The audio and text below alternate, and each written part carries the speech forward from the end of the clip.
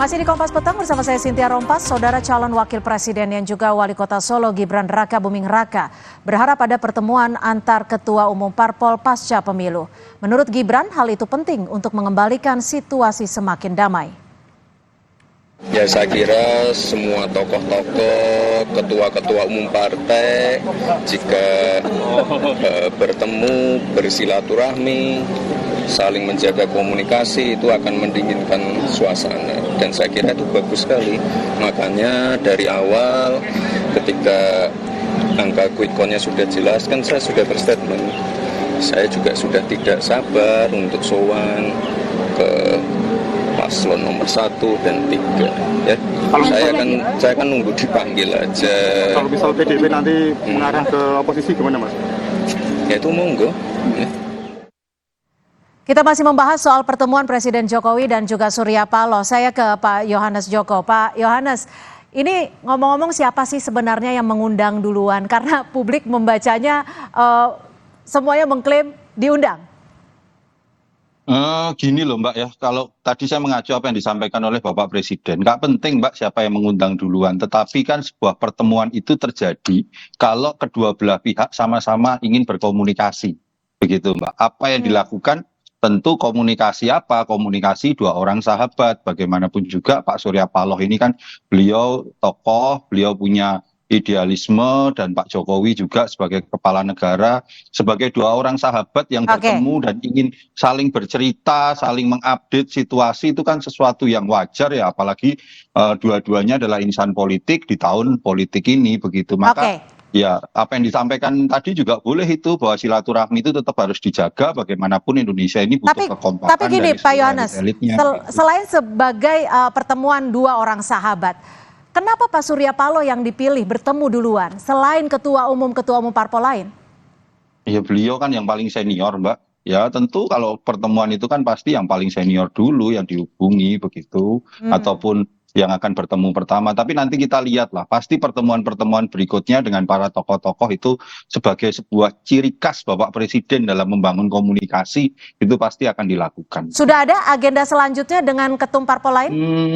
Kami belum terupdate Mbak, tetapi melihat situasi yang kita butuh konsolidasi seluruh elemen anak bangsa dalam menghadapi pusaran global hari ini, itu pasti akan dilakukan oleh Bapak Presiden.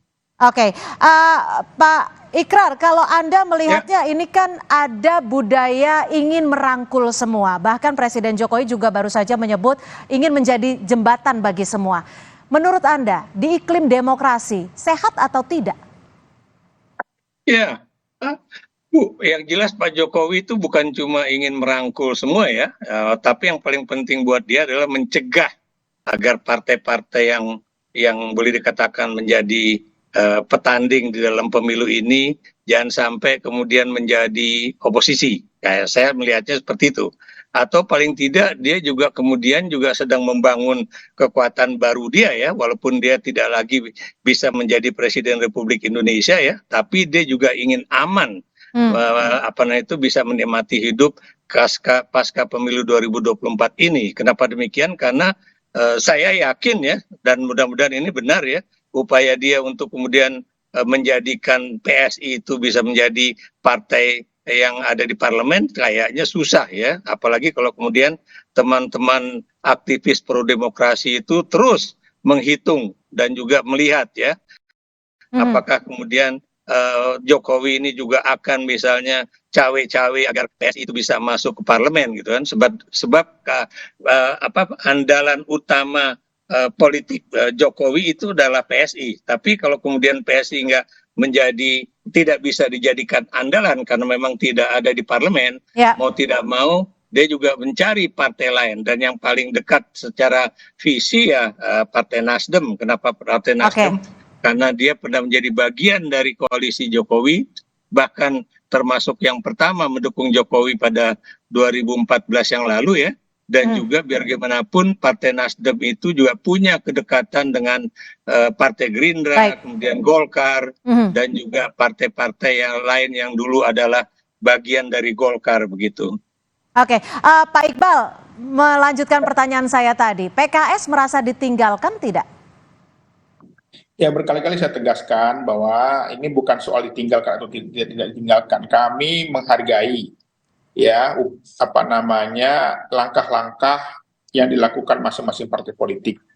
Lagi-lagi pertemuan itu tidak ada kejelasan ya apa yang dibicarakan. Dan tentu saja kami tidak bisa mengomentari, tidak bisa juga menjuliti ya, karena setiap partai politik itu punya hak ya untuk menyiapkan masa depannya sendiri. Oke, tapi silakan. Saya ingin mengatakan bahwa PKS masih menurut kami terlalu dini membicarakan koalisi.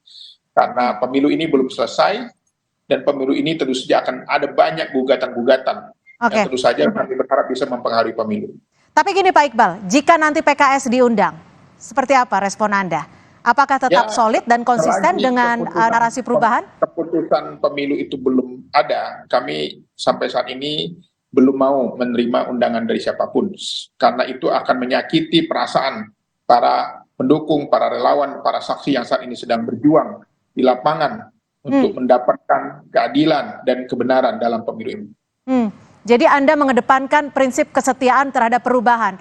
Bukankah menurut Anda sendiri ini menciderai kepercayaan PKS tidak? Apa yang dilakukan Nasdem? Ya, bagi kami tidak. Itu haknya Pak Surya Paloh sebagai senior ya, sebagai orang yang pernah berjuang memenangkan Pak Jokowi, wajar-wajar saja. Ya, tetapi bagi kami yang berada di luar pemerintahan tentu saja belum ada rencana ke sana.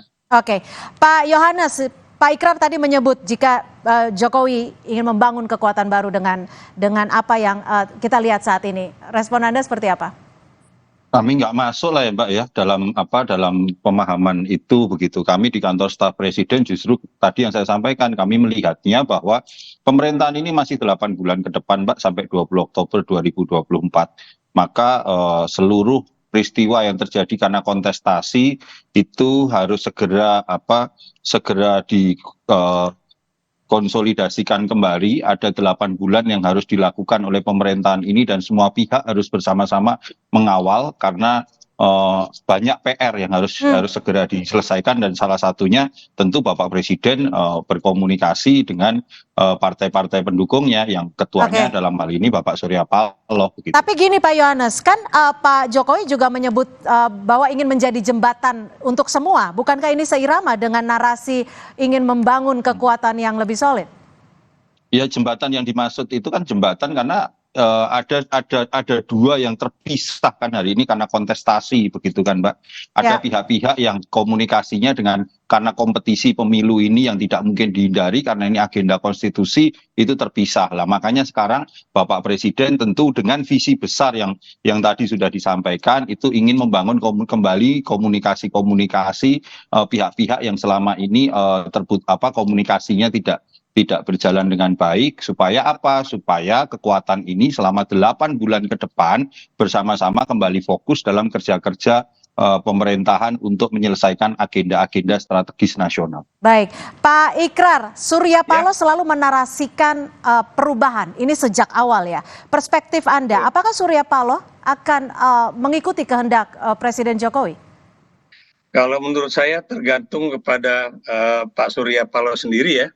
Apakah kemudian beliau akan mendengarkan kata hati dari para pemilih Nasdem ya, ataukah kemudian beliau akan menjadi orang yang sangat realistis dan juga tentunya memiliki kepentingan politik yang lain ya, khususnya untuk Partai Nasdem itu sendiri ya. Tapi kalau saya lihat dari kepentingan Presiden Jokowi, tentunya tadi saya katakan bahwa beliau sedang membangun suatu koalisi baru yang kemudian lebih besar dibandingkan dengan kekuatan oposisi, itu satu.